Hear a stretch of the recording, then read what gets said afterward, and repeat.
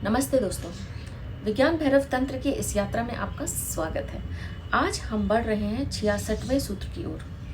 66वें सूत्र में महादेव शिव भगवान कहते हैं, मित्र और अजनबी के प्रति मान और अपमान में, असमता में समभाव रखो। आइए इस सूत्र में बताई गई विधि को समझने का प्रयास करते हैं। असमता के बीच समभाव रखो, यह इस सूत्र का आधार है। हमारे भीतर क्या घटित हो रहा है? हमेशा हमारे भीतर दो चीज़ें घटित हो रही हैं। पहली, हमारे भीतर कोई चीज़ निरंतर वैसी ही रहती है, वो कभी नहीं बदलती। शायद हमने कभी इसका निरीक्षण न किया हो, या अभी तक हमने इसका साक्षात्कार नहीं किया हो।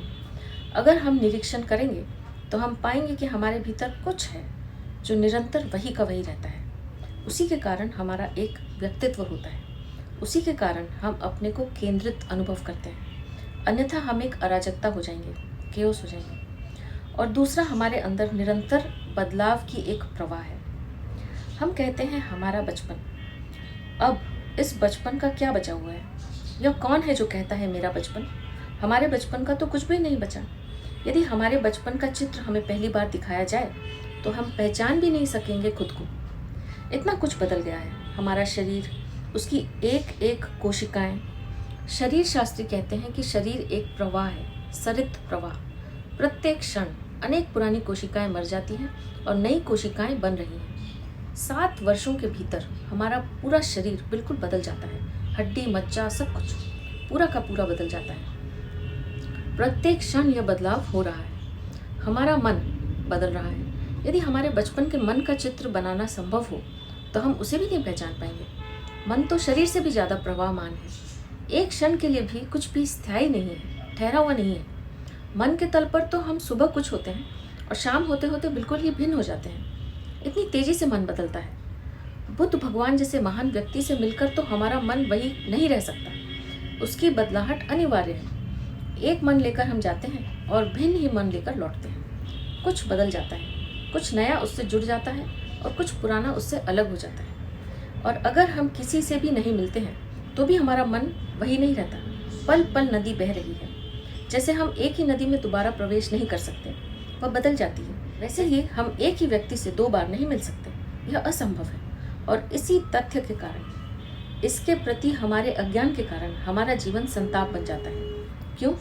क्योंकि हमारी अपेक्षा रहती है, एक्सपेक्टेशन रहती है कि दूसरा सदा वही रहेगा। मगर ऐसा होता नहीं। हमारा शरीर बदल रहा है, हमारा मन निरंतर बदल रहा है। सबका मन, शरीर निरंतर बदल रहा है। हमारे मित्र, हमारे परिवार वाले, हमारे सभी जानने वाले निरंतर बदल रहे हैं। हर मनुष्य शरीर और मन के तल पर निरंतर प्रतिक्षण बदल रहा है। ऐसे में हमने हमारे मित्र या अपने जानने वाले, अपने परिवार वालों को अजनबी की भांति अगर नहीं देखा तो हमने उन्हें देखा ही नहीं। जितना ज़्यादा हम उनसे प्रेम करेंगे वे उतने ही रहस्यमय मालूम पड़ेंगे, अजनबी मालूम पड़ेंगे। उतना ही परिवर्तन का पहलू हमें दिखाई देगा। एक ही बात संभव है और वो है बदलाहट। Change is the only constant. हमें अपने मित्रों से, अपने जानने वालों से, अपने परिवार वालों से अजनबी की तरह मिलना है। उन्हें अजनबी की तरह देखना है, क्योंकि वे अजनबी ही हैं। और इस बात से डरना नहीं है। हमें अजनबी से डर लगता है और हम भूल जाते हैं कि वह अजनबी है। हम उनके प्रति सदा निश्चित होते हैं और इससे अपेक्षाएं, एक्सपेक्टेशंस पैदा होती है। और हाथ क्या लगता है? हाथ लगती है निराशा, क्योंकि वह व्यक्ति हमारी अपेक्षा पूरी नहीं कर सकता। यहाँ कोई हमारी अपेक्षाएं पूरी करने के लिए नहीं है। और जब अपेक्षाएं पूरी नहीं होती तब क्या होता है? तब कलह होती है, संघर्ष होता है, हिंसा होती है और दुख होता है। मगर अजनबी से हमें कोई अपेक्षा नहीं होती, इसलिए कोई निराशा भी नहीं होती। तो हमें क्या करना है? हमें अजनबी का सदा स्मरण रखना है। यह बात नहीं भूलनी है कि हमारा घनिष्ठ से घनिष्ठ मित्र भी अजनबी है, दूर से भी दूर है। अगर यह भाव, यह ज्ञान घटित हो गया तो फिर हम अजनबी में भी मित्र को देख सकते हैं। किसी भी इंसान के अंदर एक ही मनुष्यता है, वह समान भूमि है। उसके भीतर भी वही जीवन है जो हम में है, अस्तित्व भी वही है। यह समान भूमि मित्र होने का आधार है। दोनों उसी अस्तित्व की धारा में हैं। अस्तित्व के तल पर एक ही जमीन पर खड़े हैं। अस्तित्व के तल पर हम मिलते हैं। यह मिलन ही मित्रता है। व्यक्तित्व में हम भिन्न हैं, अभिव्यक्ति में हम भिन्न हैं, लेकिन तत्वत हम एक हैं। और ऐसे भाव में ही हम असमानता के बीच समभाव रख सकते हैं। परिधि पर हम बदलते रहते हैं, लेकिन केंद्र पर, प्राणों पर वही बने रहते हैं। सूत्र कहता है, मान और अपमान में, असमता में समभाव रखो।